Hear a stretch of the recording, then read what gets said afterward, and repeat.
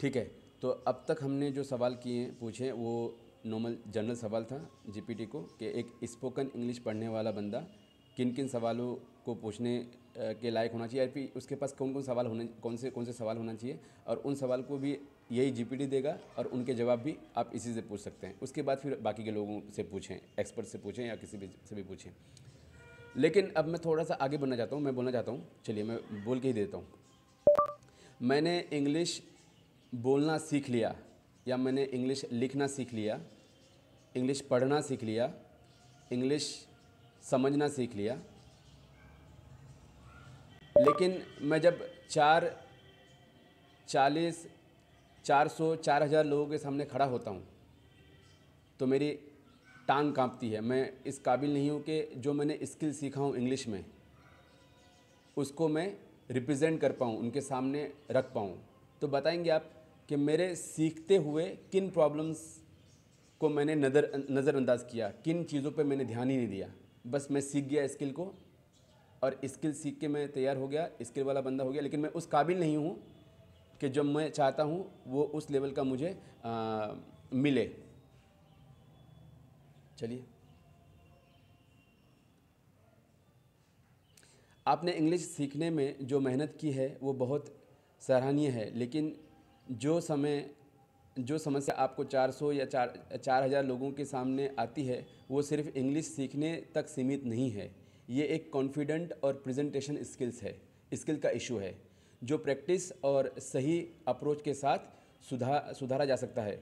नीचे कुछ मुद्दे दिए गए हैं जो आपको हेल्प करेंगे अपनी प्रॉब्लम को समझने और उसका हल निकालने में। कॉन्फिडेंस की कमी कम करना, ये है उसके सलूशन यहाँ पे हैं। उसके बाद दूसरा है पब्लिक स्पीकिंग और बॉडी लैंग्वेज पर ध्यान, उसके सलूशंस यहाँ पे रखे हुए हैं, आप पढ़ सकते हैं। तीसरा है स्पीच का कंटेंट और स्ट्रक्चर, उसके सलूशन नीचे हैं। 4 ऑडियंस के सामने प्रैक्टिस और ग्रेजुअल एक्सपोजर, उसके सलूशन नीचे हैं। 5वां है इमोशनल कंट्रोल और माइंडसेट, उसके सलूशन नीचे हैं, उसे पढ़ सकते हैं। 6ठा English fluency practice in real life situation, और बोनस पॉइंट में दिया है toast master club, meditation, visualization, है ना। कंक्लूजन में उन्हीं चीज़ों को डिस्कस किया है। तो आप मुझे इसका इंग्लिश मतलब बताएं,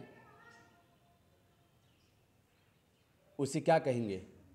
अगर मैंने लैंग्वेज स्किल सीख लिया लेकिन उसे 400 या 4000 या 4 लाख या 40 लाख लोगों के सामने खड़े होके या उनके आमने सामने आकर मैं अपनी बात को, अपने राइटिंग को, अपने रीडिंग को, अपने दूसरे स्किल्स को नहीं दे पा रहा हूँ, तो मुझे वो कौन से चीज़ की कमी रह गई, वो कौन सी चीज़ को सीखना रह गया? आप मुझे उसका इंग्लिश में नाम बताएं। देखते हैं वो बोलता है, यानी सॉफ्ट स्किल या पीपल स्किल।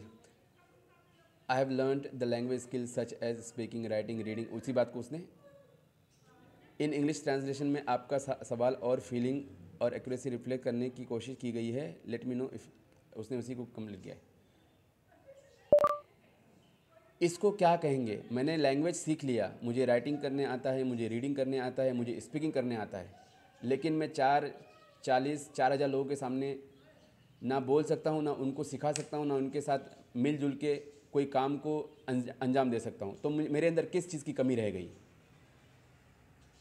अच्छा, इस कमी को सीखने के लिए आपको उतना ही समय देना पड़ेगा जो अपने 500 घंटा, 1000 घंटा या 200 घंटा दिए हैं।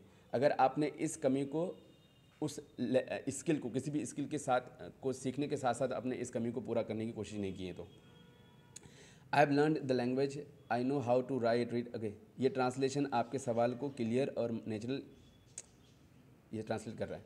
मैं ट्रांसलेशन नहीं चाहता हूँ, मैं चाहता हूँ आप मुझे बताएं कि इसे इंग्लिश में क्या कहते हैं, इंग्लिश के टर्म में इसे क्या कहते हैं, इस कमी को इंग्लिश में किस चीज़ की कमी कहते हैं।